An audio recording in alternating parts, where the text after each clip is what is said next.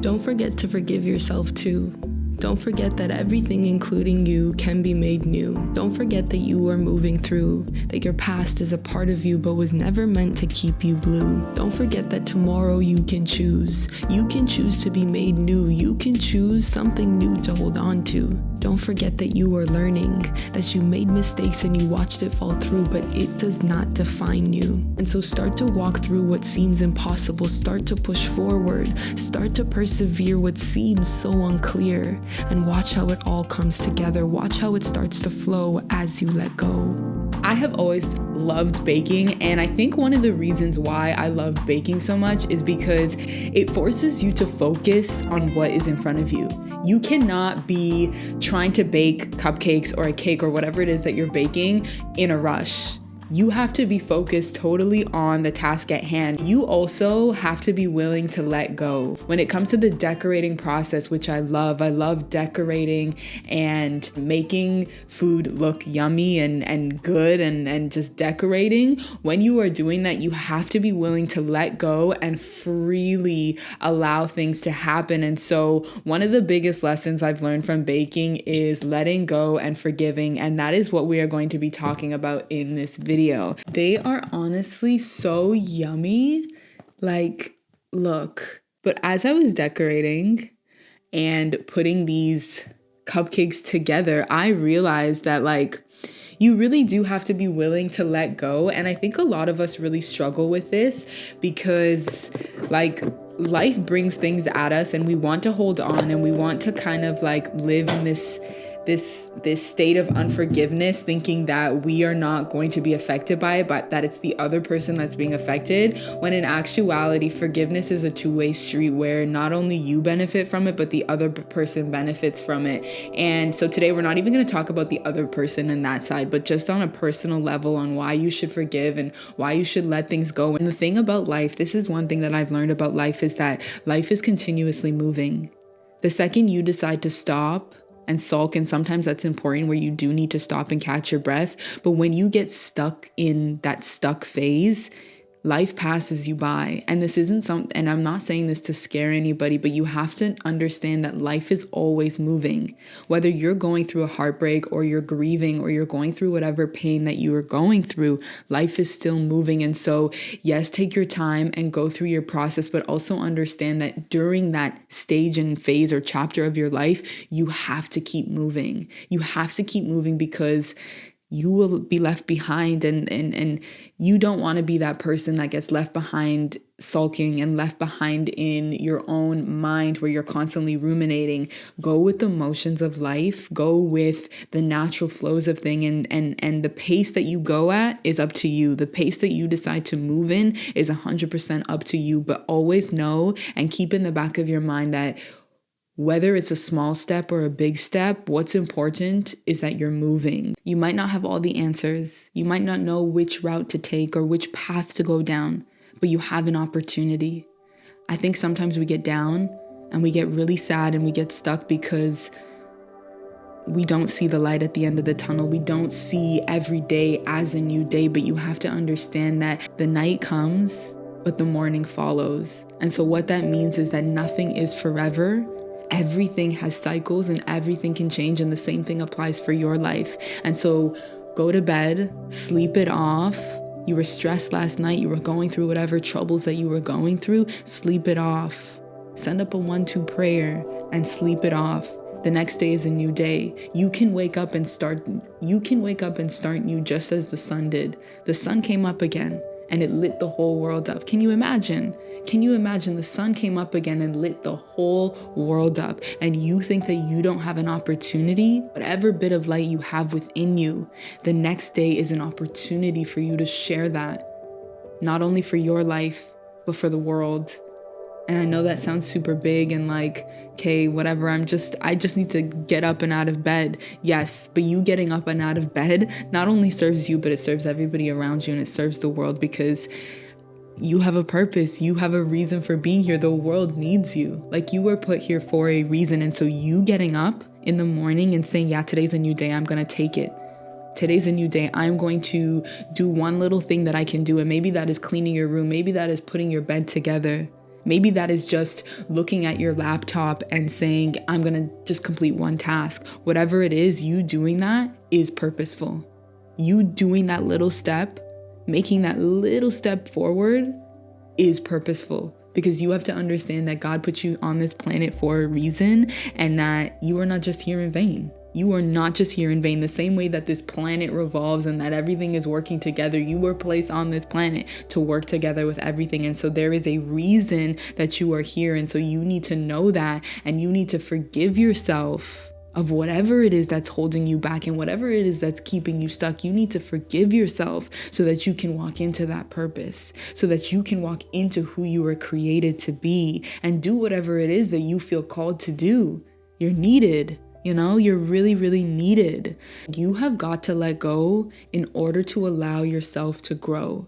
You have to let go of what people have done to you, what people have said to you, how people have hurt you, in order for you to actually grow. The thing about letting go is that it makes room for growth and it makes room for something new. Yes, people come into our life, or situations happen in our life where we get hurt and we want to hold on to things. And I think there is a certain period of time where we should kind of sulk and we should kind of just sit in the pain and the hurt. And I think it isn't necessarily that we're sitting in it, but we're actually working through it and we're rationalizing and we're making sense of what happened. And so there is a phase and a stage where sitting and sulking and feeling and crying and releasing is a good thing. But there comes a time where you do have to let go. And it's understanding that you letting go isn't necessarily condoning the situation or saying that that was okay, but it's actually letting go so that you can make room for something new to come in.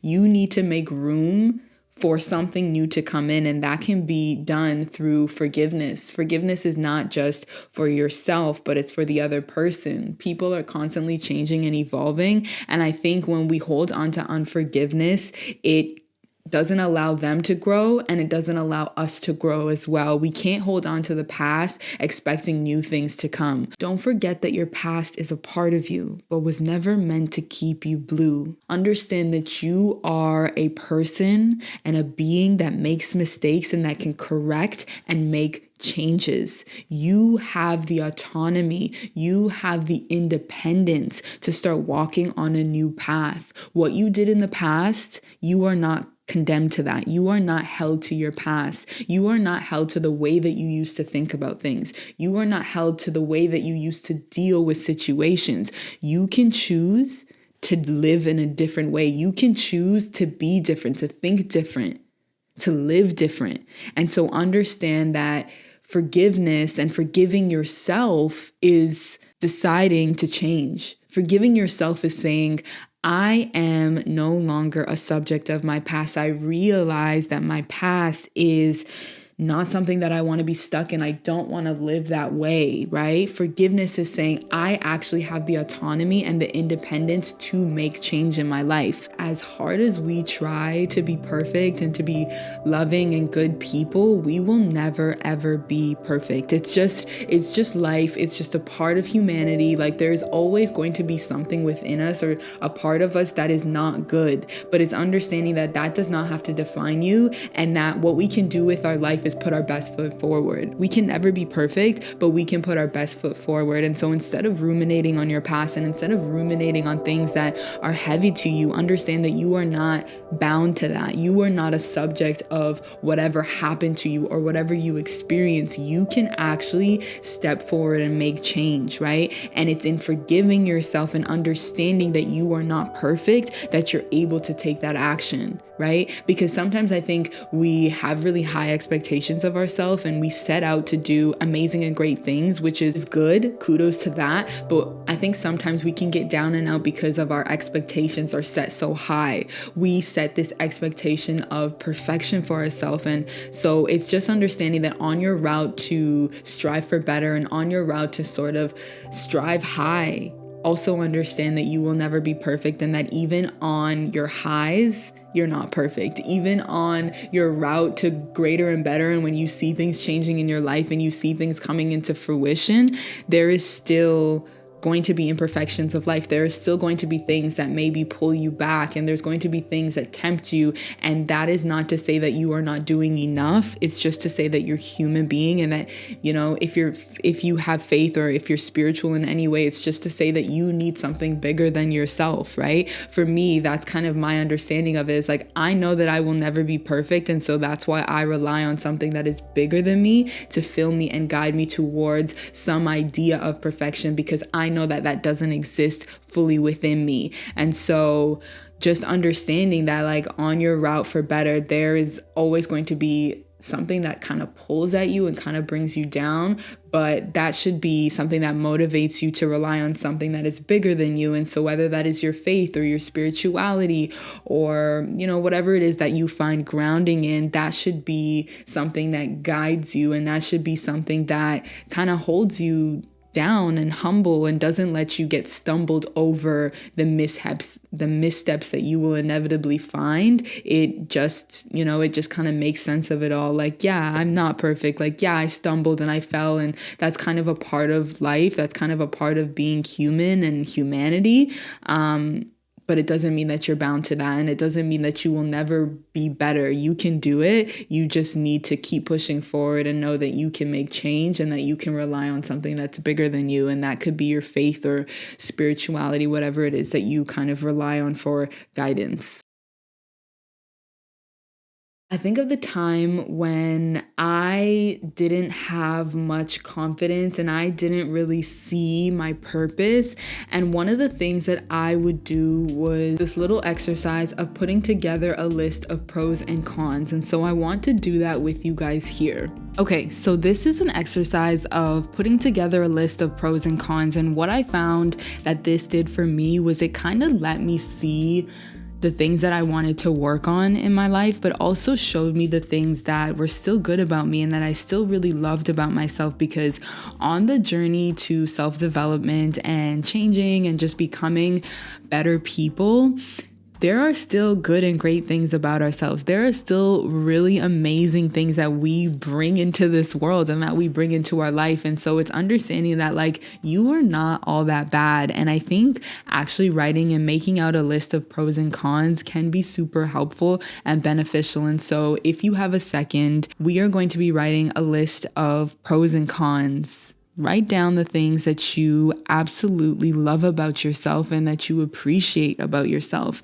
Some of my things are, I love that I am kind. I love that I see the best in everybody. And so take a moment to write down some of the pros about yourself. And if you can't think of things, I need you to dig a little bit deeper, because there are good things about you. Don't be ashamed to say the good things about you. Like, yeah, you are not all bad. You are not all bad. You know that. I know if you dig a little deep, you can find some good and great things about yourself. And so pause the video here and write down a couple things that you love about yourself, or maybe things that people have complimented you on and that you really felt and you were like, yeah, that's me. Moving on to our list of cons.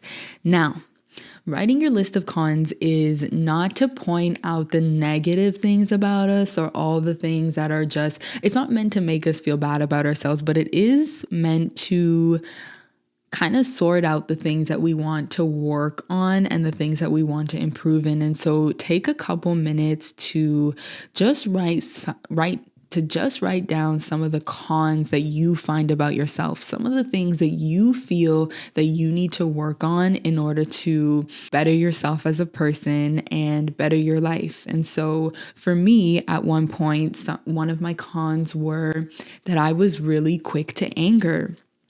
I did not have that kind of grace period of feeling stimulated, feeling the anger, and fighting back with my words. I definitely had a bit of a temper and could really hurt people with the things that I would say. And so one of my cons were that I was really slow to anger. And so when I wrote that down, it not only made me aware of it, but allowed me to reflect on this list when I was confronted with something that made me upset, I was having a conversation with a friend that irritated me and frustrated me, I would think back on my list and say, okay, remember when we wrote this down and it was something that we wanted to work on? How can I now take the steps to implement this change and implement this action? One of my cons is that I'm quick to anger. Okay, now how can we work through that? This is your opportunity, right? When you're faced with your con in real life, when you're faced with some of your shortcomings in life, I think when you reflect back on this list and reflect on the things that you wrote down, it just allows you that grace period to think, right? Sometimes it isn't that we are bad people or that we are all these negative things. Like sometimes the things that we feel are valid. Everything you feel, well, not everything you feel is valid, but a lot of times when you're triggered, that triggering feeling is valid. It's 100% valid, but it's knowing how to respond. And sometimes we just need that grace period where we can take a deep breath and think about how we're going to respond so that we don't respond out of anger. We don't say things out of anger and regret it later. And so take a minute to pause this video here and write down some of the cons that you have in your life, some of the things that you would want to improve on. And if you can't think of any of the cons or you don't know what it is that you want to work on, maybe reflect on some of the feedback that you get from your friends or some of the feedback that you've gotten from maybe past relationships, things that people have brought about you. And maybe you thought, yeah, that's something that I could work on. Yeah, I don't really like this about myself. I could, there's room for improvement there. So take a couple minutes, pause, and we'll get back. If you participated in this exercise, I just want to say thank you and I appreciate you and that you are honestly going to benefit so much from doing these things. I think a lot of self-improvement and development is not so much about the things we do in the moment, but a combination of our actions and what leads us to better actions. And so sometimes that is having a reflective practice where you can sort out your thoughts and ideas so that when you're put in situations and when you're put in moments that you're faced with, like things that you struggle with or things that you're tempted with, you can actually implement them. And I just want to encourage anybody that is hard on themselves and that is not allowing themselves to grow, that, forgiving yourself is hard and it's difficult, but it's something that is necessary in order for you to continue moving forward. And I just want to let you know that you are purposeful and that there is a reason for you being here and that you cannot hold on to your past mistakes. You have to let go of things, but know that you doing that and you letting go allows for change. Don't just let go and continue doing what you have been doing. You are going to end up back in this situation where you feel ashamed, where you feel guilty, but forgive yourself and know that you can move towards a direction of change and towards a direction that is better and more aligned for you, your life, God's plan for you, His will for your life. And so be kind to yourself, be gentle, and know that forgiving yourself allows you to take that next step and move forward. So thank you so much for being here. Thank you for doing this exercise with me. Don't forget to like this video, give it a thumbs up, comment your thoughts below. And if you feel up for it, comment some of the things that you are working through or share whatever reflection that you had while watching this video. I love you guys so much and I appreciate every single one of you. Peace and love and bye for now, my lovies.